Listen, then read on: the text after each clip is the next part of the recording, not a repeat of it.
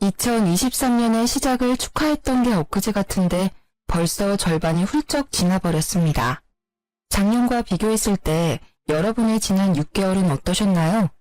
저의 지난 6개월은 엄청난 행운이 찾아온 건 아니지만 작년에 힘들고 괴로웠던 일이 많았던 터라 올해는 소소한 일상 자체가 큰 행복으로 다가오네요. 앞으로 남은 날도 큰 행운보다는 일상의 작은 행복으로 잘 마무리되었으면 좋겠습니다. 한 해의 절반인 6월을 마무리하며 작년 6월의 사건이 생각나 사연을 보내게 되었어요. 글 솜씨가 부족하고 재미없어도 끝까지 들어주셨으면 좋겠습니다. 본격적인 이야기를 하기 전에 제 소개를 해야겠네요. 저는 지방 소도시에서 나고 자라 결혼까지 했고 지금도 지방에 사는 30대 여성입니다. 아기는 없고 20대부터 인터넷 쇼핑몰을 운영했어요. 요새는 사람들이 인터넷 쇼핑몰을 많이 해서 매출이 떨어지긴 했지만 오래전부터 꾸준히 이 일을 해와서인지 여전히 먹고 사는데 지장이 없을 정도로 넉넉한 매출이 나오고 있습니다.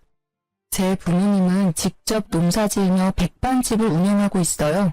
평생을 바쁘게만 살아오셨고 그 덕에 지금까지 노후까지 문제없을 만큼 돈을 모았답니다.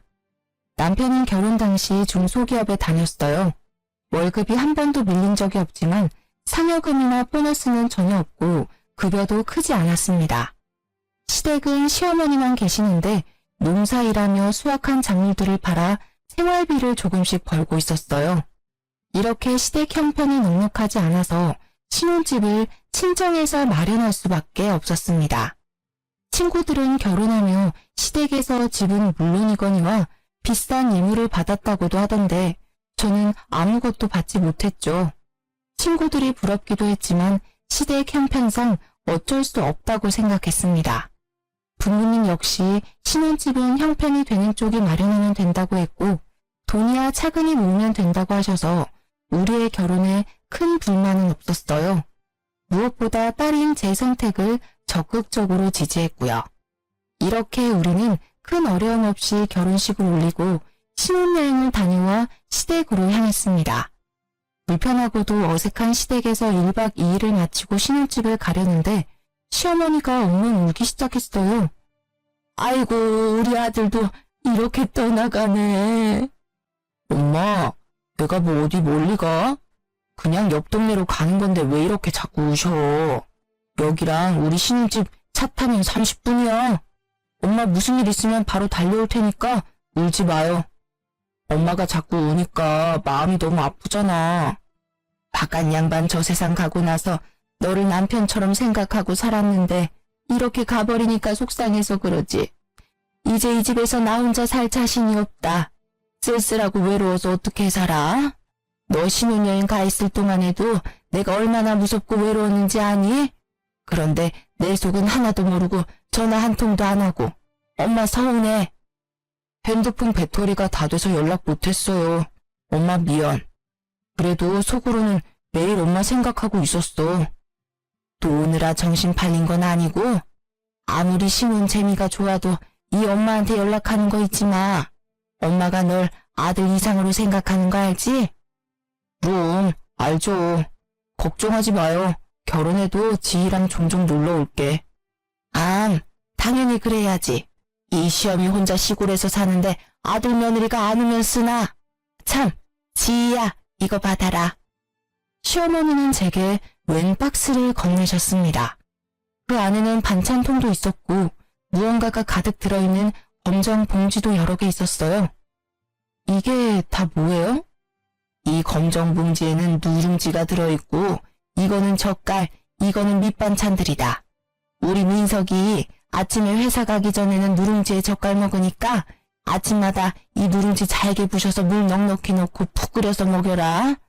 이 멸치볶음이랑 진미채는 민석이가 가장 좋아하는 반찬이니까 내 식사 때마다 꺼내주렴. 다 먹으면 내가 또 해주면 되긴 하는데 매번 내가 할 순 없으니 다음에 혼자 한번 와서 반찬하는 법 좀 배워라.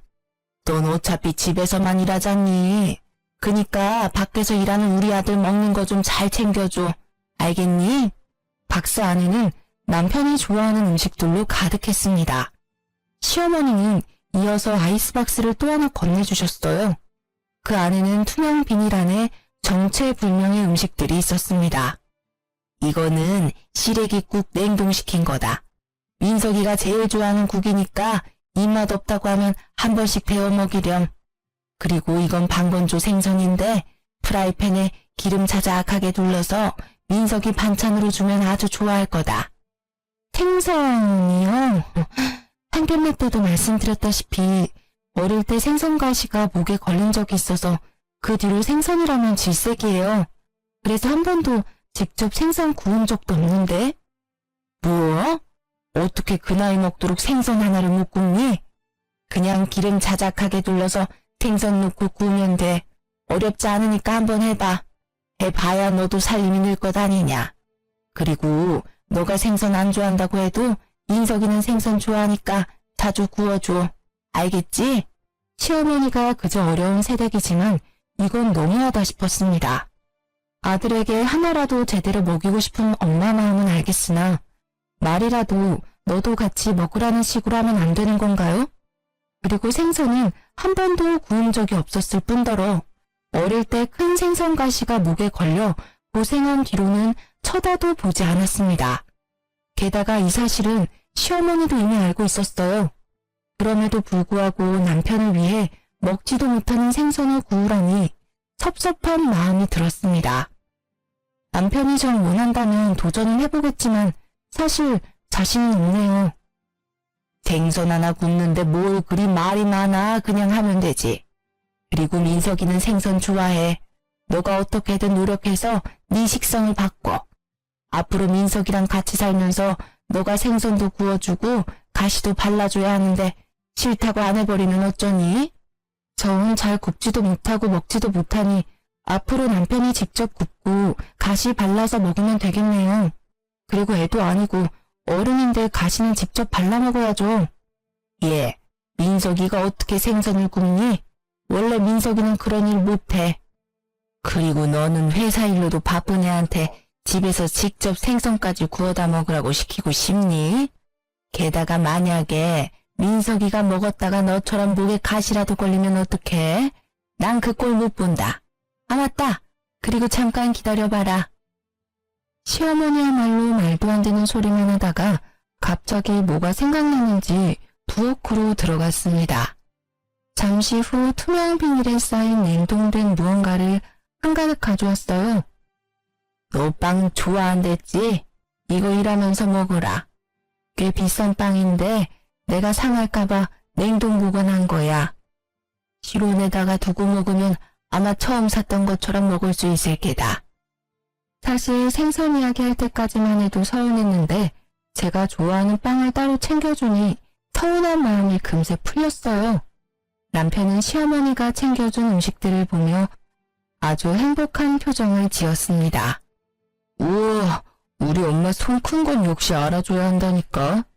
이것만 있어도 한 달은 넉넉히 먹고 살겠다. 엄마 고마워요. 고맙긴. 신혼재미 좋다고 이 엄마 잊지 말고 자주 들러. 전화도 자주 하고. 알겠어? 우리는 시어머니가 챙겨준 음식들을 한가득 챙겨 신혼집으로 왔습니다. 집에 와서 음식들을 하나하나 풀어보니 남편이 좋아하는 밑반찬이나 젓갈은 신선했는데 빵은 유통기한도 지났고 색도 이상했어요. 심지어 어떤 빵 표면에는 군데군데 초록색 곰팡이까지 폈더라고요. 아무래도 못 먹을 것 같아 음식물 쓰레기통에 빵을 버리려고 했어요. 여보, 이거 빵들이 조금 오래된 것 같은데 아무래도 어머니가 깜빡하셨나 봐. 그냥 버려야겠다. 그치? 아깝게 그걸 왜 버려? 우리 엄마가 준 빵인데. 이 빵 다 비싼 제과점에서 산 빵이야. 그건 아는데 보니까 유통기한도 지난 것 같고 이거는 색도 이상하게 변질됐는데 이걸 어떻게 먹어? 왜 못 먹냐? 우리 엄마가 설마 너한테 상한 음식 줬겠어? 어떻게 엄마가 준 음식을 그렇게 막 버릴 생각을 해? 막 버리려는 게 아니라 딱 봐도 지금 색깔이 이상하잖아. 유통기한도 이미 지났고 여기엔 곰팡이도 피었다고. 그럼 엄마가 준 음식들은 못 먹을 음식이라는 거야? 와, 너 진짜 너무한다. 우리 엄마는 너 생각해서 따로 빵이랑 챙겨줬는데 어떻게 그런 말을 해? 나는 너가 왜 이렇게 발끈하면서 화를 내는지 모르겠다. 그럼 이렇게 곰팡이 피고 색까지 변한 이 빵들을 내가 다 먹어야 해? 엄마가 준 음식인데 못 먹을 이유는 뭐야? 그럼 내가 먹을게. 결국 남편은 색도 변질되고 냄새도 이상한 빵을 직접 해동시켜서 먹기 시작했습니다. 아무래도 상한 것 같으니 먹지 말라고 했지만 엄마가 준 음식이라 못 버린다며 끝까지 다 먹더라고요. 맛만 있는데 뭘 이상하다고. 아무리 며느리들이 시어머니 싫다고 하지만 우리 엄마는 안 그래. 괜히 이상한 드라마 보면서 우리 엄마 오해하지 말고 엄마 성의를 진심으로 받아들이라고. 알겠어? 사실 남편 말에 기분이 좋지 않았지만 신혼여행 다녀와 집도 엉망이고 집안일이며 쇼핑몰 일까지 할 일이 태산이라 그냥 넘어갔습니다. 사실 남편 말에 기분이 좋지 않았지만 신혼여행 다녀와 집도 엉망이고 집안일이며 쇼핑몰 일까지 할 일이 태산이라 그냥 넘어갔습니다. 다음날 남편이 출근하자마자 시어머니한테 전화가 왔어요. 민석이 출근은 잘했니? 아침에 누룽지는 끓여줬고 오늘 남편이 늦게 일어나서 못 먹고 갔어요. 그럼 아침에 아무것도 먹지 않고 빈속으로 회사에 갔단 말이야? 생각이 있는 거니 없는 거니? 너는 집에서 편하게 아무 눈치 보지 않고 일하겠지만 민석이는 밖에서 상사 눈치 보면서 일하는 애야. 그렇게 종일 힘들게 일하는데 속이라도 든든해야지. 아무리 그래도 밥 먹는다고 회사를 지각할 순 없잖아요. 그럼 너가 더 일찍 일어나서 민석이를 깨웠어야지. 내일부터는 하루도 빠짐없이 누룽지 먹이도록 해. 나랑 있을 때는 아침 걸은 적이 없는데 걱정되는구나. 참, 그건 그렇고 어제 줬던 빵은 먹어봤니? 저는 안 먹었고 남편만 먹었어요. 남편만 빵을 먹었다는 말에 시어머니는 당황했는지 말을 제대로 하지 못했습니다. 뭐라고? 그니까 우리 민석이가 그 빵을 먹었단 말이야? 왜? 빵도 안 좋아하던 애인데. 왜요? 남편은 그 빵 먹으면 안 될 이유라도 있었나요? 그거 유통기한 지난 건데. 설마 그 빵들 유통기한 지난 거 알고 계셨어요? 사실 어제 버리려다가 남편이 아깝다고 버리지 말라길래 유통기한도 지나고 곰팡이까지 핀 빵을 어떻게 먹냐고 했더니 다 먹을 수 있다며 남편이 기어이 먹더라고요. 그래서 민석이가 그 빵을 먹었어? 네, 끝까지 먹겠다길래 그냥 뒀죠. 근데 곰팡이 피고 유통기한 지난 걸 알고 계셨으면서 저한테 왜 주셨어요? 그 빵 냉동 보관된 거라서 먹어도 되긴 한데 민석이는 워낙 위장이 예민해서 그런 거 먹으면 탈이 나. 비싼 돈 주고 산 빵인데 버리긴 아깝고 내가 먹자니 너무 많고 해서 너한테 준 거지. 아침 너도 빵 좋아한다니까. 어머니, 솔직히 기분이 좋지는 않네요. 아무리 제가 빵을 좋아한다지만 유통기한 지나고 곰팡이 핀 빵까지 좋아하진 않아요. 이제는 그런 음식은 주시지 않았으면 좋겠어요. 어머, 내가 뭐 너한테 독약이라도 줬니? 그리고 빵은 발효식품이라 곰팡이 좀 있을 때 먹어도 괜찮아. 너나 나같이 위장 튼튼한 사람들은 아무 문제 없다고. 내가 너한테 이런 이야기 들으니까 기분이 좋지 않구나. 나 며느리한테 못 먹을 음식물 쓰레기나 주는 그런 시어머니 아니다. 날 뭘로 보고? 기분 나빠서 전화 못하겠구나. 끊는다. 시어머니 말에 저 역시 기분이 나빴습니다. 세상 어느 누가 유통기한 다 지나고 곰팡이까지 핀 빵을 받고도 감사하고 좋아하겠습니까? 솔직히 시어머니만큼이나 저 역시 기분이 좋지 않았어요. 그렇게 전화를 끊고 그동안 밀린 일들을 처리하고 있는데 남편이 창백한 얼굴로 집에 오더라고요. 시계를 보니 아직 점심시간도 되지 않았습니다. 이렇게 빨리 무슨 일이야? 얼굴은 또 왜 이리 창백해? 나 배탈 났나 봐. 배가 너무 아파. 병원에 다녀왔어? 병원에 사람 많아서 일단 약국에서 약만 사왔어. 엄마도 지금 온다니까 엄마가 끓인 죽 먹고 하면 금방 낫겠지. 배탈 났으면 일단 병원부터 가야지. 그리고 걱정되게 어머니한테 전화는 왜 했어? 당연히 내가 아픈 거 엄마도 알아야지. 그리고 나 배탈 났을 때마다 엄마가 끓여준 죽 먹으면 금방 낫더라고. 그래서 죽 끓여달라고 엄마한테 전화한 거야. 저 역시 그동안 크게 아픈 적은 없지만 아파도 부모님이 걱정할까봐 굳이 말하지 않았거든요. 그런데 남편은 저와 생각이 많이 달라 보였습니다. 결국 남편 전화에 시어머니는 바로 달려왔어요. 민석아, 우리 민석이 괜찮아? 지희야, 너는 그러게 왜 그 빵을 민석이에게 먹였어? 내가 너 먹으라고 줬지 언제 우리 민석이 먹이라고 줬어?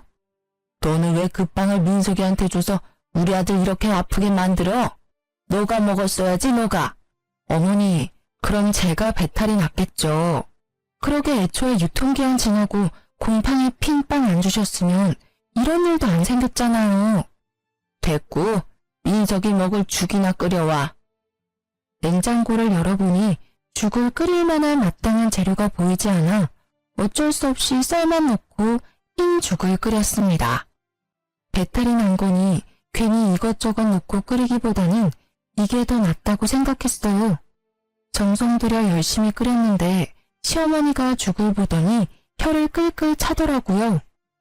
아픈 사람한테 뭘 건 흰죽이 뭐니? 아무래도 배탈 났으니 괜히 다른 거 먹으면 더 탈이 날 것 같아서요. 배탈이 나서 아무것도 못 먹으니 더 영양가 있는 재료를 넣어야지. 시어머니는 제가 끓인 죽을 그대로 버리고는 집 앞 마트에 가서 한우 소고기를 사왔습니다. 그리고는 소고기를 잔뜩 넣고 죽을 끓여서는 호호 불어서 직접 먹이기까지 하더라고요. 다 큰 성인이 배탈 났다고 쫓아와서 죽까지 끓여다 먹여주는 모습을 보니 그저 기가 막혔습니다. 화라도 내고 싶었지만 너무 아파하는 남편 앞에서 큰 소리를 낼 수가 없어 그냥 조용히 있었네요. 그 뒤로 한 달 정도 시간이 흘러 6월이 되었습니다. 이번 주 주말에 약속 있어? 특별한 약속은 없는데 왜? 금요일부터 일요일까지 우리 집에 가서 개복숭아 수확하는 일 좀 도와드리자. 엄마 혼자 이 뜨거운 날 농사일 하시는 게 얼마나 힘들겠어. 같이 갈 수 있지? 나야 뭐 그 전날 미리 일해놓으면 갈 수야 있지. 그런데 당신 회사는 어떻게 하고? 금요일에 연차 쓰고 가야지. 솔직히 어느 며느리가 시댁에 일하러 가는 게 좋겠습니까? 하지만 친정 부모님이 농사 지을 때 많이 힘들어하는 모습을 봐서 당연히 도와드려야겠다는 생각에 알겠다고 했습니다. 대신 금요일에 가려면 그 전날 어느 정도 일을 많이 해야 했어요. 그래서 목요일에 밥 먹는 시간과 잠을 줄여가며 주말까지 해야 할 일을 마무리 지었습니다. 제가 이렇게 일할 동안 남편은 친구들과 술을 마시러 갔어요. 다음날 연차라며 약속을 잡더니 금요일 새벽 1시에 네 발로 기어서 집에 들어왔답니다.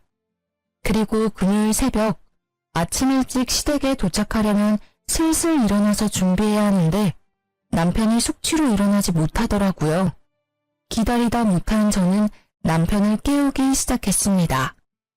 야, 일어나봐. 오늘 개복숭아 수확하러 가기로 했잖아. 10분만 더 잘게. 어제 술을 너무 많이 먹어서 머리가 깨질 것 같아. 그러게 어제 술을 왜 그렇게 많이 먹었어? 아, 몰라. 좀만 더 누워있을래. 숙취로 힘들다며 늦잠 부리는 남편 때문에 늦게 시댁으로 출발했습니다. 시어머니는 늦은 우리, 아니지, 제가 마음에 들지 않았는지 표정이 좋지 않았어요. 아침 일찍 온다더니 왜 이리 늦었어? 둘 다 밥은 먹었어? 남편이 늦게 일어나서 먹지 못했어요. 그럴 줄 알았다. 일하러 오는 사람들이 밥도 안 먹고 오면 어떻게 이래? 와서 일단 밥부터 먹어. 시어머니는 밥을 먹으라고 상을 차려두는데 남편에게 압력솥에 한 새 밥을 퍼주더라고요. 그러더니 제게는 남편과는 다른 잡곡밥을 주었습니다. 이거 어젯밤에 한 잡곡밥인데 민석이는 소화가 잘 안 돼서 잡곡밥을 못 먹어. 그러니까 넌 이 밥 먹어라. 흰밥보다는 잡곡밥을 더 좋아해서 즐겨 먹긴 하는데 남편에게는 갓한 밥을 주면서 제게는 밥솥에 오랫동안 방치된 잡곡밥을 건네니 뭔가 묘하게 기분이 좋지 않았습니다. 그래도 일단 밥은 먹긴 먹었어요. 밥을 다 먹고 본격적으로 일하기 위해 작업복으로 갈아입었습니다. 그런데 남편이 졸린다고 계속 하품을 하더라고요. 아, 피곤하고 온몸이 다 쑤시네. 어제 술을 너무 많이 먹었나 봐. 민석이 어제 술 먹었니? 응, 엄마. 결혼식 때 온 친구들이 갑자기 보자고 해서 어쩔 수 없이 술 좀 먹었어요. 너무 많이 마셨는지 머리도 깨질 것 같고 속도 안 좋고 너무 힘들어요. 그래? 그럼 그냥 넌 오지 말고 지희만 보내지 그랬어. 힘들게 너까지 왜 와? 평일에도 죽어라 일하는데. 안 되겠다. 민석이 너는 너무 힘드니까 쉬고 지희만 같이 일하자. 오늘은 날씨 흐리다고 했으니까 그렇게 힘들진 않을 거야. 이 말에 남편은 바로 큰 방으로 들어가 누워버렸습니다. 그런 남편이 정말 얄미웠지만 어차피 오늘은 일을 도와드리러 온 거니 마지못해 저만 개복숭아를 따러 갔어요. 개복숭아 따는 일은 역시 쉬운 일이 아니었습니다. 아침 8시부터 오후 1시까지 쉬지 않고 열심히 개복숭아를 땄어요. 팔다리는 후덜거리고 온몸은 땀범벅이 되고 얼굴은 타는 것처럼 시뻘개져서 시댁에 돌아왔습니다. 남편은 제 모습을 보더니 갑자기 큰 소리로 웃기 시작했어요. 와, 이게 누구야? 웬 시골 촌년이 우리 집에 왔어. 너 이러니까 진짜 웃긴다. 일하고 왔으니까 그렇지. 지금 덥고 힘드니까 웃지 마. 남편 말에 기분이 언짢아진 저는 정색하며 말했습니다. 시어머니는 제 얼굴을 쓱 보더니 남편처럼 웃기 시작했어요. 지희야, 솔직히 민석이 말이 틀린 것도 아닌데 뭘 그리 정색을 하니? 지금 네 꼴 보니까 그야말로 시골에서만 먹고 자란 촌년 같다. 열심히 일하고 온 사람에게 수고했다는 말은 못할 망정 얼굴 빨개졌다고 놀려대는데 이 사람들이 지금 제정신인가 하는 생각이 들었습니다. 그러나 개복숭아 따느라 너무 지쳐서 화를 내고 따질 기력조차 남아있지 않았어요. 그래도 촌스러운 며느리 때문에 내가 웃기도 하네. 요새 웃을 일도 없었는데. 아유, 날씨가 덥긴 하다. 지희야, 나 먼저 씻을 테니까 너는 밥 좀 새로 안 치고 국 좀 끓여라. 너는 국 다 끓이고 씻어. 화장실은 한 개뿐이고 시어머니와 같이 씻을 수는 없으니 마지못해 알겠다고 했습니다. 남편은 다시 큰 방으로 들어가고 저는 밥을 하고 국을 끓였어요. 상을 다 차리니 시어머니가 씻고 나왔고 저도 이어서 씻으러 들어갔습니다. 그런데 씻고 나오니 시어머니와 남편이 이미 밥을 다 먹고 국도 하나도 없더라고요. 분명히 넉넉히 했는데도 말입니다. 이 상황도 어이없는데 더 어이없는 건 지금부터였어요. 밥을 다 먹고 이를 쑤시던 남편이 제게 이러더라고요. 다 씻었어. 근데 된장국이 너무 짜더라. 된장을 통째로 둘이 부었나 봐. 일도 전혀 하지 않는 남편님이 이렇게 이야기하는데 슬슬 화가 나기 시작했습니다. 이렇게 눈치 없고 지 생각만 할 줄 아는 남편님을 낳은 시어머니 역시 마찬가지였어요. 그래, 지희야. 음식을 짜게 먹으면 건강에 안 좋아. 우리 민석이 안 그래도 위장이 약해서 소화 잘 못 시키는데 짠 거 많이 먹으면 안 되니까 앞으로 주의해서 음식해. 그나저나 국이 다 떨어져서 이를 어쩐담? 그냥 남아있는 밑반찬으로 먹어라. 아침부터 땀 뻘뻘 흘리며 일한 저한테 밥 차리라고 해놓고 자기들끼리 다 먹은 것도 분한데 평가질까지 당하고 있으려니 참을 수 없을 정도로 화가 났습니다. 야, 김민석, 너는 아침부터 잠만 찾아놓고 한 게 뭐가 있다고 밥 먹어? 박지희, 어디서 시어미 앞에서 남편에게 큰 소리야? 너 미쳤어? 어머니야말로 너무하세요. 아들 입만 입이고 저는 주둥이에요. 이렇게 먹다만 음식이나 먹어야겠느냐고요. 그리고 국이 그렇게 간이 안 맞으면 그냥 안 먹으면 되잖아요. 국물 하나 남김없이 다 먹어놓고 맛이 없다고 하세요. 기껏 끓인 사람 기분 나쁘게. 너 그거 일하고 더 먹었니? 정신 놓았어? 아니요. 저 정신 완전 멀쩡해요. 저는 이런 푸대접 받으며 여기에 도무지 못 있겠네요. 저는 집에 갈 테니 나머지는 모자끼리 알아서 하세요.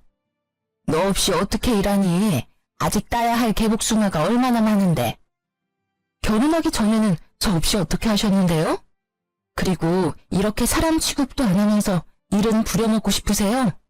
저는 이렇게는 일 못해요. 아시겠어요? 옆에서 아무 말도 못하는 남편 얼굴에 흙이 잔뜩 묻은 작업복을 던져버리고 시댁에서 나왔습니다. 야, 이대로 가버리면 어떡해. 우리 엄마 혼자 어떻게 일하라고. 왜 혼자 일해? 아들이 너가 직접 도와야지. 난 갈 테니까 모자끼리 오붓한 시간 보내. 그 뒤로도 시어머니는 농사일하러 오라고 했고 남편이 같이 가자고 했지만 절대 가지 않았습니다. 그렇게 개무시를 당하고 나니 2번 다시는 가기 싫더라고요. 제가 끝까지 가지 않으니 남편은 혼자 일하는 시어머니가 안쓰럽다며 농사일을 돕기 위해 회사에 연차나 반차 쓰는 일이 많았습니다. 그리고 농사일하고 오면 힘들다며 다음날 지각이나 무단 결근을 했어요. 솔직히 회사에서 봐주는 것도 한두 번이지. 매일 업무에 소홀히 하는 직원을 가만히 둘 리가 없지 않겠습니까? 결국 시어머니 농사일 때문에 근태가 엉망인 남편은 1년 만에 권고사직을 당하고 백수가 되어버렸습니다. 그 뒤로 남편은 게임에만 미쳐서 살았어요. 새벽엔 혼자 배달음식 시키고 놀고 술 마시고 잠만 잤습니다. 게다가 부부 공동 생활비로 성능 좋은 컴퓨터까지 샀어요. 말로는 회사 구한다고 했지만 제가 볼 때는 이력서 작성조차 하지 않았습니다. 이러한 남편의 생활이 한심스러워서 대화도 시도하고 싸워보기도 했지만 말이 도통 통하지 않더라고요. 그래서 우리는 기본적인 대화조차 하지 않고 그저 집만 공유하며 살았습니다. 같이 밥도 먹지 않았고 집에 들어오지 않아도 신경 쓰이지 않았어요. 엄밀히 말하면 제 일을 하느라 바빠서 남편이 밥을 굶든 말든 신경 쓸 시간조차 없었습니다. 남편이 애는 아니니까 배고프면 알아서 차려 먹겠거니 하고 말았답니다. 그러던 어느 날 집에서 일하는데 시어머니가 한가득 장을 봐서 오셨어요. 당황한 저와는 달리 남편은 시어머니가 올 걸 알고 있었는지 아주 반갑게 맞이하더라고요. 엄마, 왔어? 너 배고파. 밥 좀 줘. 그래, 우리 아들. 엄마가 이것저것 사왔다. 얼른 밥 차려줄게. 너는 집에 있으면서 얼마나 우리 민석이 밥을 챙겨주지 않았으면 애가 나한테 밥을 다 해달라고 하니? 오셨어요. 그동안 저도 일이 너무 바빠서 잘 못 챙겼네요. 거기 멀뚱히 서 있지 말고 얼른 와서 나 좀 도와라. 죄송한데 지금 당장 급히 처리해야 할 일들이 있어서요. 일단 하던 일 먼저 마무리하고 나올게요. 남편도 일 안 하고 있는데 저라도 일을 해야지 이 집이 돌아가지 않겠어요? 시어머니는 기가 찬다는 표정을 지었습니다. 그래도 어쩌겠어요. 이 집에서 돈 버는 사람은 저밖에 없는데 저라도 열심히 일해야죠. 그렇게 저는 방으로 들어가고 시어머니는 요리를 시작했는데 부엌에서 냉장고 상태가 어쩌느니 청소가 엉망이라느니 하면서 뭐라고 하더라고요. 그러나 일하느라 바빠 시어머니의 시시콜콜한 말들에 신경 쓸 겨를이 없었습니다. 잠시 후 시어머니가 나가서 불러보니 임금님 수라상 같은 밥상이 차려져 있었어요. 시어머니는 저를 보더니 아주 못마땅한 표정으로 앉으라고 했습니다. 그동안 맨날 배달 음식만 먹으니까 질렸는데 너무 좋다. 그래, 우리 아들 많이 먹어라. 그동안 얼마나 고생했는지 살이 다 빠졌네. 그리고 지희 넌 그깟 푼돈 버는 쇼핑을 운영한다고 우리 아들 밥도 안 차려주니? 너 내가 경고하는데 돈 번다고 민석이 기죽이지 마라. 지금은 놀지만 앞으로 크게 될 사람이야. 네가 쇼핑몰로 돈을 얼마나 많이 버는 줄은 모르겠지만 앞으로 너보다 돈 많이 벌 사람이라고.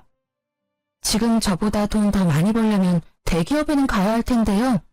나이는 많고 그렇다 할 경력도 없고 회사에서 잘리기까지 한 남편을 받아줄 대기업이 어디 있을런지 모르겠네요. 네가 뭐 얼마나 번다고 그래? 너 통장 가져와봐.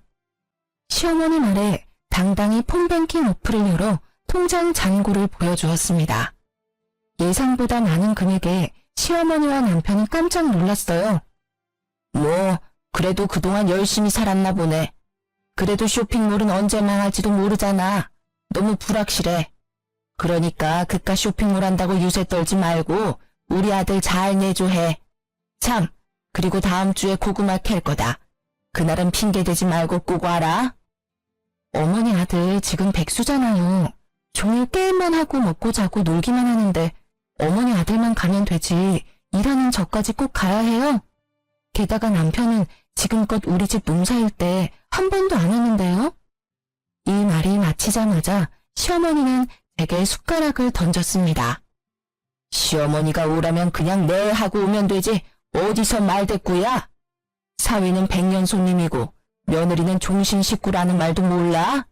사위는 손님이니 처가에서 일하면 안 되고 며느리는 식구니까 시댁에서 같이 일해야지. 그리고 보기에도 귀한 아들을 너한테 준 것도 아까운데 너네 집에서 어떻게 일하는 꼴을 봐? 살다 먹던 숟가락으로 맞아본 적은 없는지라 너무 당황스러워 말도 못하고 멍한 표정으로 있었습니다. 그 표정을 보더니 남편이 비웃더라고요. 내가 너 혼날 줄 알았다. 아까부터 엄마가 도와달라고 했는데 나와보지도 않더니 꼴 좋다. 순간 부모님이 마련해준 이 집에서 왜 이런 푸대접을 받아야 하는지 분노가 치밀어 올랐습니다. 도무지 참을 수가 없던 저는 자리에서 일어나 밥상에 있던 음식들을 다 음식물 쓰레기통에 넣어버렸어요. 남편은 놀라서 아무 말도 못하고 시어머니는 제게 소리를 지르기 시작했습니다. 야, 너 미쳤어? 왜 아까운 음식들을 다 버리고 난리야? 네, 저 미쳤어요. 지금 둘이서 편먹고 이렇게 괴롭히는데 제정신으로 살 수 있겠어요? 그리고 어머니는 그렇게 아들이 좋으면 평생 끼고 살지 결혼을 왜 시키셨어요? 박주희, 뭘 잘했다고 우리 엄마한테 큰 소리야. 제정신이야? 남편은 자리에서 일어나 제 머리채를 잡았습니다. 시어머니는 그런 남편을 말리기는커녕 옆에서 잘한다고 손뼉치고 앉아있더라고요. 우리 아들 잘한다. 저런 년은 그냥 혼쭐이 나야 정신을 차리지. 시어머니 말에 남편이 더 세게 잡길래 남편을 있는 힘껏 밀어버렸습니다. 그러자 남편은 순식간에 중심을 잃고 시어머니 앞으로 넘어지며 시어머니와 머리를 세게 박았어요. 둘이 박치기를 하고 아파하는 모습을 보니 너무 웃겼던 저는 배꼽을 잡고 깔깔대며 웃었습니다. 야, 웃기냐? 나랑 엄마는 아파 죽겠는데 이게 웃겨? 그럼 안 웃기니? 그러게 내 머리채는 왜 잡고 난리야? 됐고 이제 나 너랑 못 살겠다. 이혼해. 김민석, 이 집이 우리 부모님이 사준 집인 거 알지? 당장 나가. 당장. 이혼? 어디 이혼이 뭐 쉬울 것 같아? 난 너랑 이혼 안 해. 이 집에서 절대 안 나갈 거야. 그래, 우리 아들 호적 더러워지게 이혼은 무슨 이혼이니? 한번 결혼했으면 계속 같이 살 생각을 해야지. 하여튼 요새 젊은 것들은 조금만 수틀리면 다들 이혼 얘기 꺼내지. 상황 파악 못하고 계속 헛소리를 짓거리길래 가만두면 안 되겠다는 생각이 들었습니다. 그래서 남편 방으로 가서 남편이 애지중지 아끼는 모니터를 바닥에 던져버렸어요. 야, 그게 얼마짜린데 그걸 박살내. 너 정말 제정신 아니구나. 내가 지금부터 셋 셀 거야. 그동안 네 엄마 데리고 안 꺼지면 이 컴퓨터 본체도 박살내버린다. 하나, 둘. 잠깐, 망치가 어딨더라? 알았어. 진정해. 일단 나갈게. 나중에 너 좀 진정되면 그때 다시 얘기해. 남편은 시어머니를 데리고 나갔고 저는 바로 이혼 서류를 작성해서 남편 짐과 함께 시댁으로 보냈습니다. 잠시 후 남편에게 전화가 왔어요. 이게 다 뭐야? 왜 내 짐을 다 보냈어? 못 들었니? 우리 이혼한다고. 이혼하는데 이 집에 네 짐 따위는 필요 없잖아. 다 내다 버리려다가 그래도 그건 아닌 것 같아서 니네 집으로 보낸 거니까 감사하게 생각해. 무슨 이혼이야? 이혼 못해. 너 진짜 왜 그래? 몰라서 물어? 너랑 니네 엄마가 했던 행동들을 생각해봐. 내가 이혼 안 하게 생겼나? 아무튼 이혼 안 해주면 난 소송할 테니까 그런 줄 알아. 내가 뭐 불륜을 저지른 것도 아닌데 어떻게 소송을 해? 이혼 소송하는데 돈이랑 시간이 얼마나 많이 드는데. 1년, 2년, 아니 10년이 걸려도 난 너랑 이혼 소송할 거야. 내 전 재산을 다 털어서라도 반드시 갈라설 거라고. 근데 어쩌냐? 나는 돈이 좀 있는데 넌 돈도 없잖아. 소송까지 가면 너는 보나마나 거지꼴 될 텐데 괜찮겠어? 남편은 제 말에 한참을 씩씩대더니 이혼은 절대 못한다며 전화를 끊었습니다. 그 뒤로도 한동안 이혼 못하겠다고 버티길래 이혼 소송을 진행하니 결국엔 돈 없다고 이혼에 합의하더라고요. 남편과 무사히 이혼 후 저는 신혼집을 팔고 부모님 집으로 들어갔습니다. 남편도 저의 집에서 쫓겨나 그토록 사랑하는 자기 엄마 품으로 돌아갔어요. 이렇게 갈라섰지만 동네가 워낙 좁아서 전 남편 소문이 계속 들렸습니다. 전 남편은 이혼 후 바로 국제결혼으로 재혼했어요. 그런데 전 시무가 외국 며느리에게 밭일에 집안일을 엄청나게 시켜댔다고 합니다. 얼마나 시켰는지 동네 사람들이 다들 외국 며느리가 불쌍하다고 말할 정도였대요. 참다 못한 외국 며느리는 집에서 돈 될 만한 것들을 다 들고 한밤중에 몰래 본인 나라로 도망가 버렸다고 합니다. 저한테도 며느리라고 그렇게 무시를 했는데 외국 며느리는 얼마나 악독하게 부려먹었을지 상상이 가더라고요. 반면에 제 쇼핑몰은 이혼 후에도 나날이 성장해서 혼자 모든 일을 처리하기가 버거웠습니다. 같이 일할 직원들을 구하기 위해 인터넷에 구인 공고를 올리고 사무실도 좋은 곳으로 마련했어요. 하루는 사무실에서 바쁘게 일하고 있는데 전 남편한테 한번 보자고 연락이 왔습니다. 이혼하고 힘들게 산다는 소식을 듣기는 해서 꼴이 어떤지 궁금하더라고요. 그래서 사무실 근처 카페에서 만나자고 하고 가보니 전 남편과 전 시누가 세상 불쌍한 표정으로 나란히 앉아 있었습니다. 오랜만이네요. 잘 지내셨죠?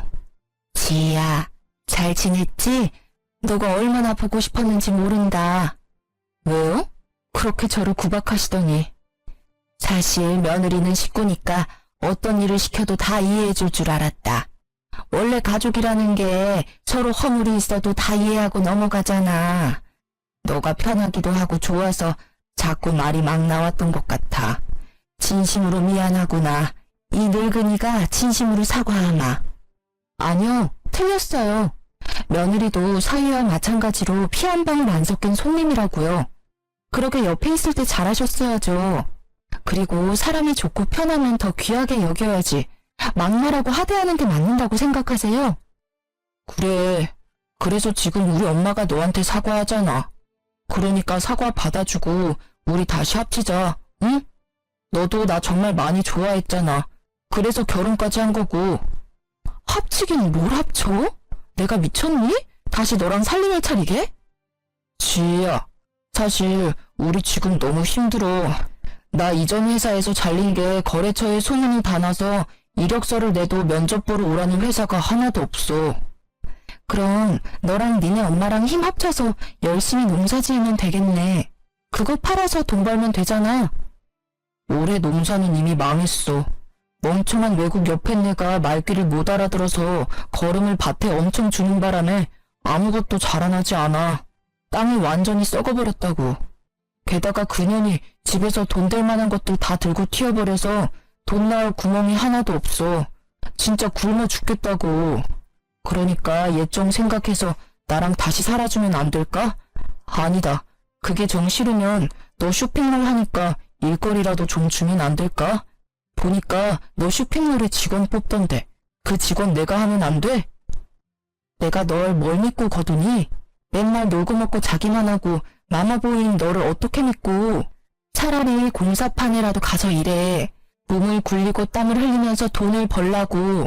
남한테 기생하려는 생각만 하지 말고. 지희야, 너가 우리 아들한테 화가 많이 난 것은 알겠다만 어떻게 우리 귀한 아들한테 공사판에서 일하라는 막말을 하니? 공사판이 못 돼서요? 아줌마 아들처럼 사지 멀쩡한데 백수로 지내는 것보다 공사판에서 땀 흘리며 돈 버는 게 훨씬 더 나아요. 아니면 그냥 이렇게 살다가 둘 다 거지 돼서 밖에서 빌고 살든가요. 뭐? 시어머니한테 아줌마? 네, 아줌마. 이 인간이랑 나랑 끝난 사이인데 당신이 왜 내 시어머니야? 지금 내가 보기엔 그냥 아들만 바라보는 생각 없는 아줌마야. 아줌마, 정신 차려요. 그렇게 아들 싸고 돌다간 당신 아들 아무것도 못하는 멍청이 돼. 내가 애를 낳아보지는 않았지만 당신처럼 키우는 건 아니라고. 세상에 매운맛도 보여주고 해야지. 아무튼 난 이제 바빠서 들어가요. 내 충고 명심하고. 이 일이 있었던 후로 2달 정도가 지났을까요? 신축 아파트 공사단지를 지나가다가 우연히 전 남편이 일하고 있는 모습을 보았습니다. 전 남편은 저를 발견하고 도망갔지만 일부러 쫓아갔어요. 아들 사랑 지극한 너네 엄마 애타서 어쩐다니? 내가 공사장이라도 가라고 할 때는 공사판에서 어떻게 일하냐고 하더니 결국엔 내 말대로 돼버렸네? 이거라도 해야지. 일자리도 못 구하고 엄마랑 나랑 굶어 죽을 판인데 손가락만 빨면 살 수는 없잖아. 그래, 지금이라도 정신 차렸다니 다행이다. 한 번뿐인 인생인데 이것저것 하면서 열심히 좀 살아. 그렇게 살다 보면 언젠간 쥐구멍에도 볕들 날이 오지 않겠니? 내가 차마 너한테 잘 되라는 좋은 말은 못하겠다. 안녕. 전 남편은 제 말에 기분이 상했는지 표정이 일그러졌지만 뭐라고 딱히 말을 하지는 않더라고요. 그 뒤로는 전 남편을 보지 못했습니다. 가끔 소문으로는 집을 팔고 다른 지역으로 떠났다고는 하더라고요. 이렇게 완전히 전 시댁과 연이 끊긴 지 벌써 1년이라는 시간이 흘렀습니다. 제 성격이 무던하고 털털하기는 하지만 그래도 이혼이 큰 충격이고 상처였는지 한동안은 몸이 매우 아팠어요. 그래도 지금은 다 극복하고 건강해졌습니다. 다만 결혼 전에도 여름에 복숭아청을 탄산수에 타서 종종 먹었는데 이제는 복숭아만 보면 괜히 화가 나서 아무도 쳐다보지 않는답니다. 보기만 해도 화병이 난 것처럼 머리가 지끈지끈 아프고 심장이 터질 것만 같더라고요. 그리고 지난주 그동안 차곡차곡 모아둔 돈으로 큰 집으로 이사를 했어요. 물론 부모님과 함께요. 아직 집 정리가 안 돼서 엉망이지만 부모님께 큰 효도한 것 같아 너무 뿌듯했습니다. 어제는 가족끼리 외식을 하고 부모님과 노래방에 갔는데 아빠가 있을 때 잘해라는 노래를 구성지게 부르시더라고요. 그 노래를 듣고 있자니 전 시모와 전 남편 놈이 생각이 났습니다. 옆에 있는 사람에게 잘했으면 이혼당하지는 않았을 텐데 귀한 줄 모르다가 결국 거지꼴이 되었잖아요. 저는 절대 그렇게 살지 말고 제 옆에 있는 가족들, 든든한 직원들 하나하나를 다 귀히 여겨야겠다고 다짐하고 또 다짐했습니다. 저의 이야기는 여기까지입니다. 부족한 글솜씨인데도 끝까지 들어주셔서 감사합니다. 모두 행복하세요.